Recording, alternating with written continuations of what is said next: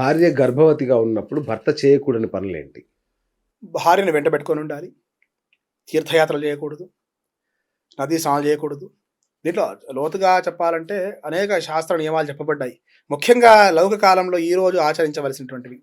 క్షౌరం లాంటివి చేయకూడదు. పరస్త్రీ వ్యామోహం కలగకుండా చూసుకోగలగాలి. రెండవది తీర్థయాత్రలు కూడా చేయకూడదని చెప్పారు. అదేమిటి పుణ్యం సంపాదించుకోకూడదా అంటే, ఆ సమయంలో ఏం చెప్పారంటే ఇంటి పట్టునే ఉండి ధర్మాన్ని ఆచరించమని చెప్పారు. గర్భిణీ స్త్రీగా ఉన్నప్పుడు కొన్ని సందర్భాలు అనారోగ్యం సంభవించవచ్చు. ఏ సమయంలో వస్తుందో తెలియదు. భర్త యొక్క అవసరం తప్పకుండా ఉంటుంది. తాను గర్భంలో ఉన్నటువంటి వాడు వంశోద్ధారకుడు కావచ్చు. ఆయన పుత్రికా జననమైనా సరే, పుత్రుడు జన్మించినా సరే వంశాన్ని ఉద్ధరించేటువంటి వాళ్ళు. కనుక అటువంటి సందర్భంలో భార్యని కనిపెట్టే ఉండమని చెప్పారు. తీర్థయాత్రలు వెళ్తే పూర్వకాలంలో వారం పాటు వెళ్ళేటువంటి వాళ్ళు. కాబట్టి ఇంట్లోనే ఉండమని చెప్పారు.